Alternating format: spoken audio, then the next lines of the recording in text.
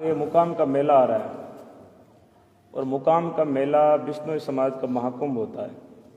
इस महाकुंभ में जैसे पूर्व में बताया कि 5 लाख लोग आ रहे हैं। लोग घर घर से इस आंदोलन को लेकर के आक्रोशित हैं। लोगों ने पहले सोचा कि चलो हमारे इतने लोग वहाँ बैठे हैं तो सरकार मानेगी। पिछले 10 दिनों से लगातार हम लोग शांति से बैठे हैं और शांति से अलग अलग तरीक़ों से अपनी बात की मांग कर रहे हैं। जुलूस भी निकाले गए, कलश यात्रा भी निकाली गई। शहर में किसी भी प्रकार का हमने कोई उपद्रव, किसी को कोई परेशानी हमारी वजह से हम कलेक्ट्रेट के सामने वहाँ भी बैठ सकते थे, सारे रास्ते जाम कर सकते थे, लेकिन हम यहाँ शांति से बैठे हैं क्योंकि एक चीज़ को मांगने के लिए किसी प्रकार की अशांति हो ऐसा हम नहीं चाहते हैं।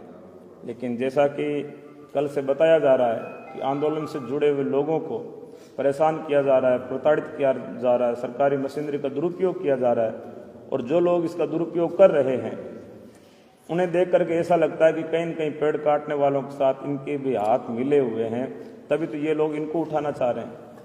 एक गांव में कोई भैंस चोरी हो गई थी किसी की, तो भैंस चोरी हुई तो गांव वालों ने इकट्ठे होकर के और जैसे महाराज जी ऐसे संतों के पास गए और कहा कि महाराज जी गांव में भैंस चोरी किसने की, आप पता बताओ। महाराज जी ने अपनी चादर दी और कहा कि चादर है ना, इसके नीचे से पूरे गांव वालों को निकालो, जो चोर है वो भस्म हो जाएगा। तो लोग चादर पकड़ करके खड़े हो गए, पूरा गांव नीचे से निकला लेकिन कोई भस्म नहीं हुआ। महाराज जी के पास गए, महाराज जी ये सारे गांव के लोग निकल गए लेकिन कोई भस्म नहीं हुआ, क्या बात। महाराज जी ने कहा कि जिन्होंने चादर पकड़ी हुई है वो नीचे से निकले या नहीं निकले। बोले वो तो नहीं निकले। तो बोले चोर वही है। तो जिस प्रकार से ये लोग आंदोलनकर्ताओं के ऊपर कर रहे हैं कार्रवाई, उसे देख करके ऐसे लगता है कि कहीं न कहीं इनकी भी मनसा में खोट है और ये नहीं चाहते कि पेड़ बचे। और हम नहीं चाहते कि आंदोलन है ये प्रशासन के खिलाफ हो, आंदोलन है ये उन लोगों के खिलाफ हो।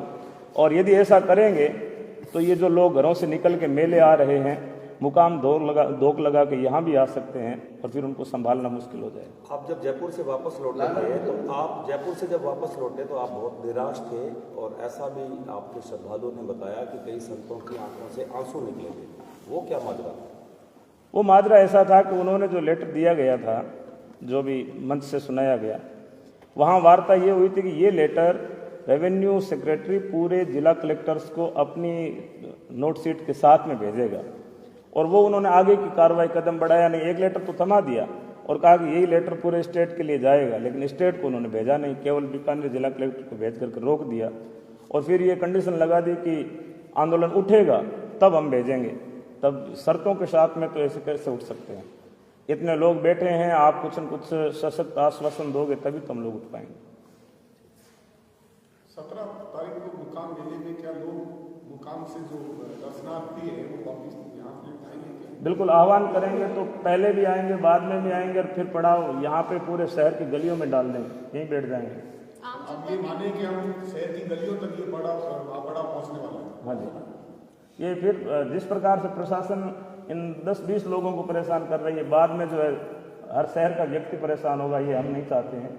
इसलिए शांतिपूर्वक मांग उसको मान लो और मान करके उसको समाप्त करो। अभी राजस्थान में कितनी जगह ये आंदोलन फैल चुका है, इसके बारे में आप लोगों के पास कहीं से कोई? आज जीव रक्षा संस्था की तरफ से ये अभी घोषणा हुई है कि हर तहसील मुख्यालय पे, हर जिले पे हमारी कार्यकारिणियाँ बनी हुई है और वहाँ सब जगह ये धरने शुरू हो गए। लगभग 20 स्थानों पे धरने अब चल रहे हैं।